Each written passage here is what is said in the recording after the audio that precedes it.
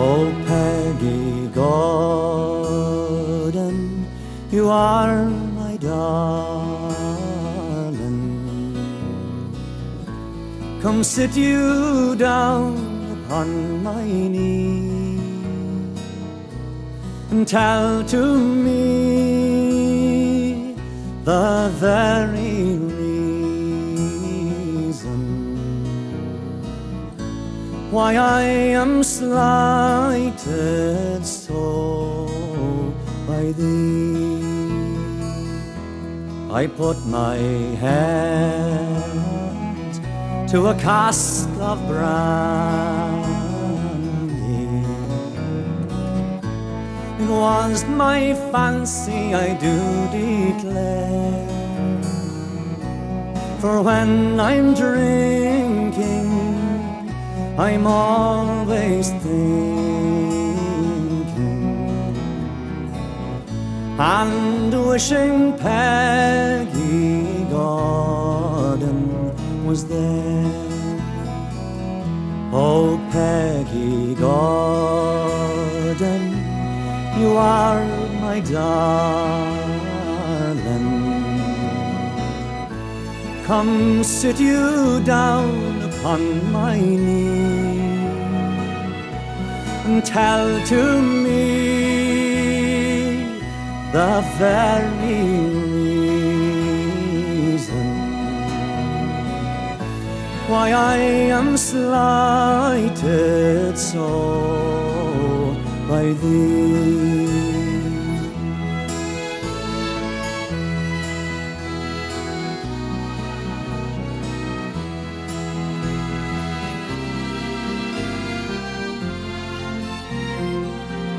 I wish I was away in England, or sailing o'er the deep blue sea, or sailing over the darkest ocean, where want and trouble won't bother me. Oh, Peggy Gordon, you are my darling. Come sit you down upon my knee and tell to me the very reason why I am slighted so by thee.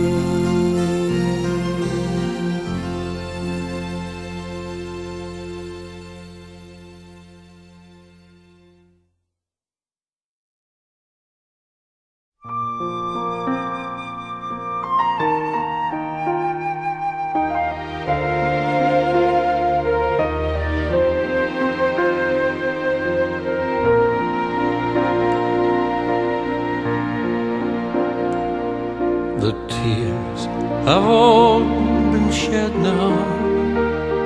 We've said our last goodbye. His soul's been blessed and he's laid to rest, and it's now I feel alone. He was more than just a father, a teacher, my best friend. He can still be heard in the tunes we share when we play them on our own. I never will forget him, for he made me what I am. Though he may be gone, memory lingers on, and I miss him, the old man.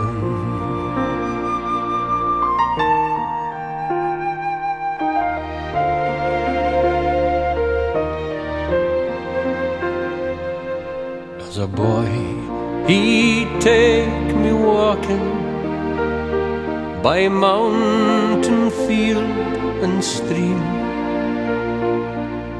and he'd show me things not known to kings, in secret between him and me, like the colours of the pheasant as he rises in the dawn, and how to fish and make a wish beside the holly tree.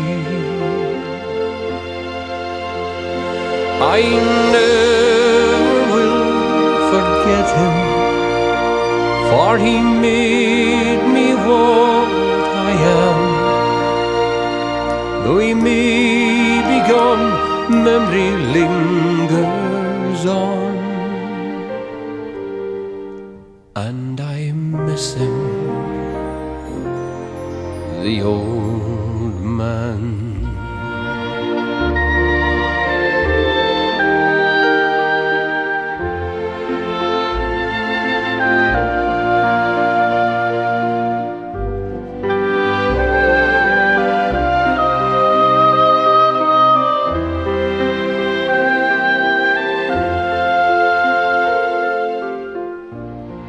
I thought he'd live forever. He seemed so big and strong, but the minutes fly and the years roll by for a father and his son.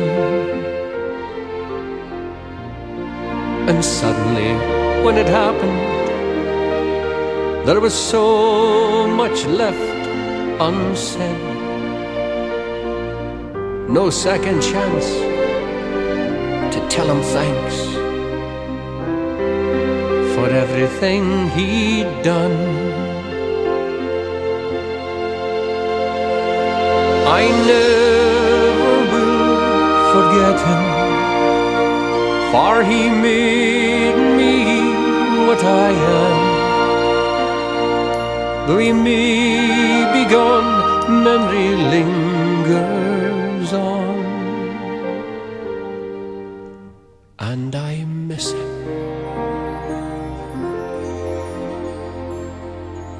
my old man.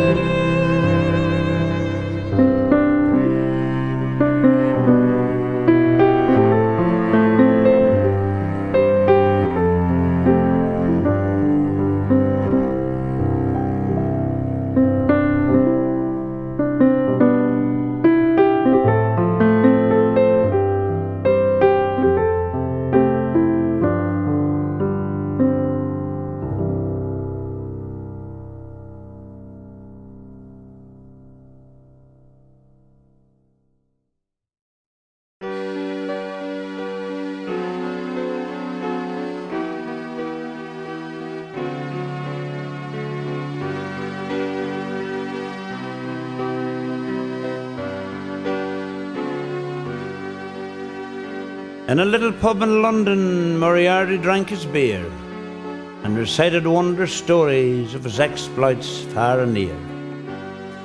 "Sing an Irish song," said Kelly, "best of order one and all." Then Moriarty sang for them the hills of Donegal. There was cheering at the finish in the colt and core and core. Moriarty said, "Listen, lads, I can't sing any more." So he stood there sad and silent and gazed into his beer. And in his eyes there glistened the starting of a tear. "Are you going home for Christmas?" the kindly barmaid said. Moriarty fixed his gaze on her and slowly shook his head. "Sure, I haven't been to Ireland now for 20 years or more. My mother would hardly know me if I walked up to the door." "I was born," said Moriarty, "on an island of the west, the last place God created, but the first place that he blessed. We were poor, but we were happy in our simple little way. My God, I wish I was a boy again to live my youthful days. My father, God be good to him, was drowned one woeful night, and my mother left all lonesome and myself to work and fight. So with Donald Rue McCarthy and young Michael O'Shea, I came across to England to earn an honest pay. I told my dear old mother I'd soon be home again, but the curse of drink came over me and enslaved me in its chains. So I haven't been to Ireland now for 20 years or more, but I know she's still there waiting for my footsteps at the door." Then someone started singing, "See amid the winter snow," like an old bell ringing far away and long ago.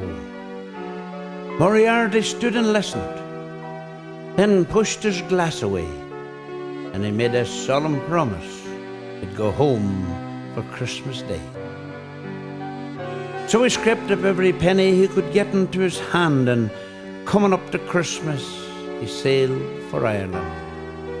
His heart was filled with gladness, and he felt content at last, as the train rolled through the Midlands that brought him to the west. In the village of Kinsheela that night upon the shore, far across the deep blue waters, he saw his island home once more. The stars were shining brightly, sure they glistened like a dome, and that little whitewashed cottage was Moriarty's home. "'Tis a grand night for the sailing," said the boatman Thomas Bawn. Moriarty didn't know him, he'd been away so long. So they climbed into the boggin, and the boatman heard him say, thank God in heaven, I'll be home for Christmas Day." In a little room in London, Moriarty's poor abode, on a table in the hallway, a message lay unread. The message said, "Dear Danny, your poor mother has passed away. She'll be buried in Kinsheela after Mass on Christmas Day."